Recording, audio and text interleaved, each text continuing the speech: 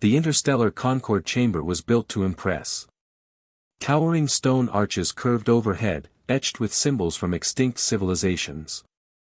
Gravity was carefully tuned to accommodate 47 species, each seated at a long circular table that floated above a polished obsidian floor.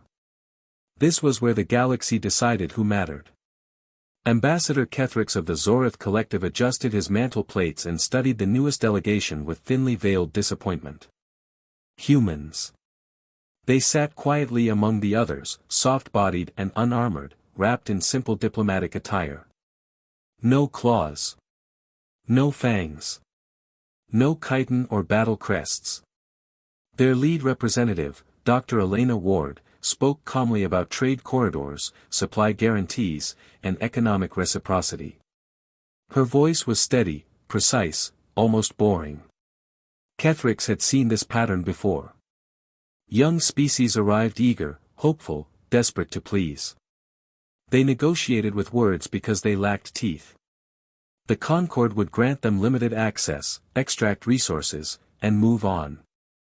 That was how the galaxy worked. Your proposal lacks defensive assurances, Kethrix said aloud, his voice echoing through the chamber.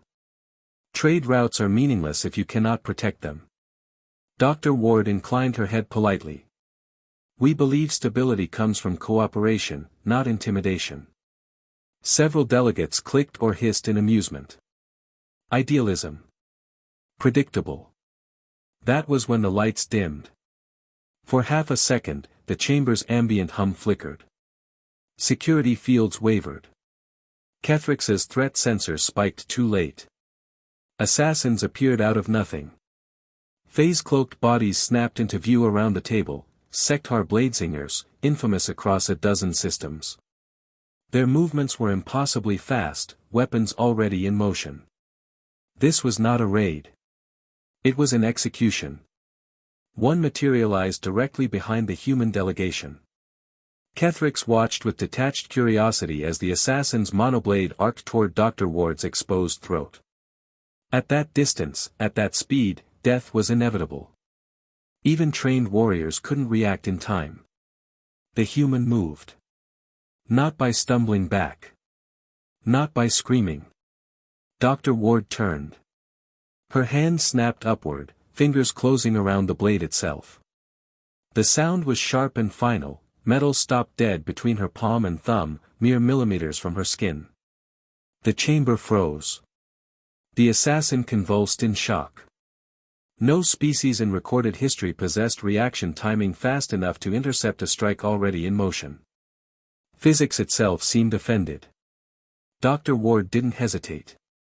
She twisted, stepped inside the assassin's center of mass, and drove the captured blade forward. The Sectar collapsed soundlessly at her feet. Blood touched the floor.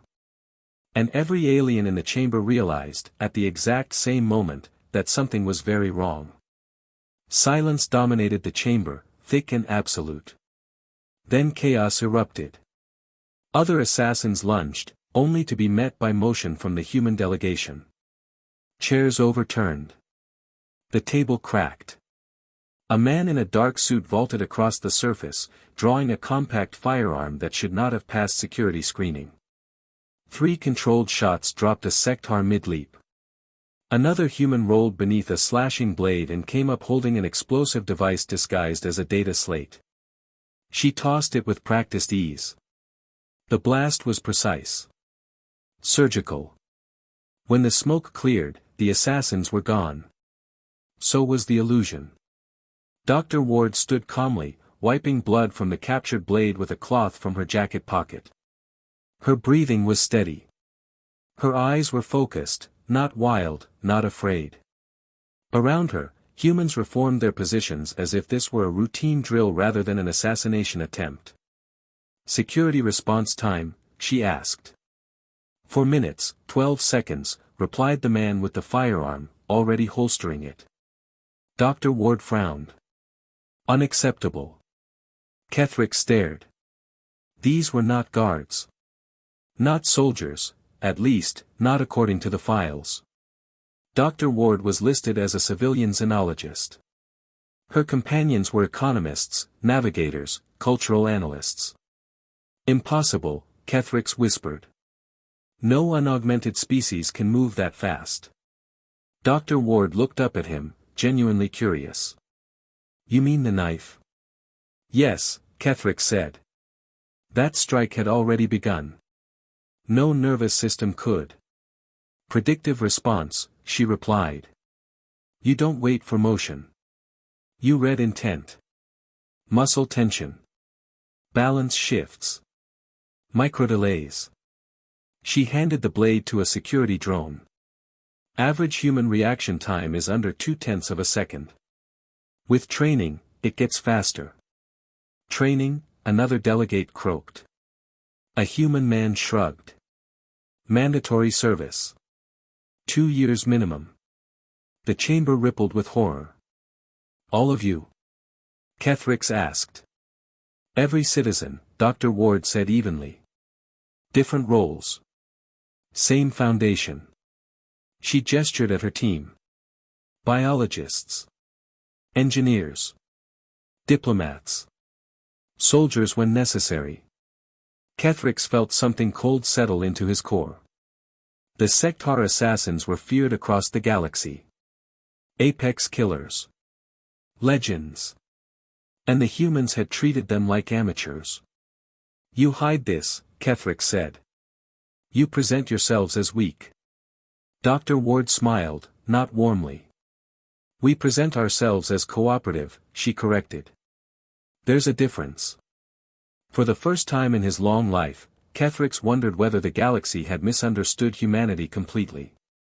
The emergency had ended, but no one moved to adjourn.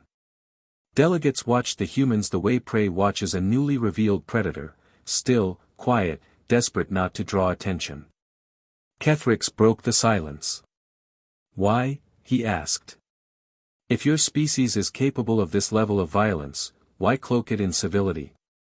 Dr. Ward considered him for a moment before answering.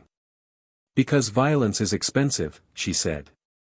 And fragile civilizations rely on it too easily. She activated her datapad, projecting images into the chamber. Worlds scarred by storms. Oceans in perpetual turmoil. Vast plains littered with megafauna.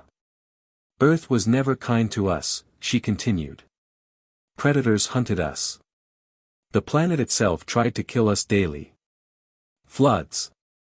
Quakes. Disease. We didn't survive by being the strongest. We survived by adapting faster than what hunted us. Another image appeared, early humans running, coordinating, outlasting creatures many times their size. We learned endurance. Pattern recognition. Cooperation under stress. And yes, violence, when there was no alternative. Kethrix listened, transfixed. When we reached the stars, Dr. Ward said, we didn't stop being human. We just learned better places to apply restraint. A murmur rippled through the chamber. You could dominate trade lanes, Kethrix said quietly. Enforce compliance. We could, she agreed. But fear creates enemies. Stability creates partners. Her gaze sharpened. Make no mistake, Ambassador. We are not harmless. We are disciplined. The weight of that word settled heavily. The Concord had assumed humans were clients. Petitioners. A species to be guided. They were wrong. These were apex survivors who had chosen diplomacy, not because they lacked strength, but because they understood the cost of using it. Kethrix finally inclined his head, a gesture of respect rarely offered. The Zorith Collective will reconsider its position on human trade access, he said carefully. Fully. Dr. Ward smiled again, this time, it reached her eyes. We appreciate that. As the chamber slowly returned to motion, one truth had become impossible to ignore. The galaxy had not welcomed humanity into civilization. Humanity had allowed the galaxy to meet them, peacefully. And everyone present knew exactly what would happen if that choice ever changed. Hours later, the chamber was empty. Kethrix remained alone, staring at the faint scorch mark where the blade had stopped, where physics had bent to human reflexes. He replayed the moment again and again. Not the kill. The catch. That instant where a soft, unarmored hand intercepted death without hesitation. That was the moment the balance of power shifted. Reports flooded in across secured channels. Other councils. Other stations. The story was spreading already, distorted by fear and awe. Humans catch blades. Humans train everyone. Humans smile while doing it. Kethrix understood the danger of exaggeration, but also its usefulness. Predators relied on reputation. Humans hadn't cultivated theirs. They had merely failed to hide it when tested. Days later, official communiques arrived. Expanded trade routes approved. Security partnerships proposed. Quiet invitations for joint exercises. No one spoke of tribute. No one spoke down to earth again. Dr. Ward's final report to her superiors was brief. Diplomatic objectives achieved. Hostile action neutralized. Cultural misconceptions corrected. At the bottom, she added a single line. Recommendation, continue restraint. It is more effective than fear. On 100 worlds, leaders replayed the footage. Frame by frame. A blade mid-swing. A human hand moving faster than expectation. An assassin realizing, too late, that the prey was watching back.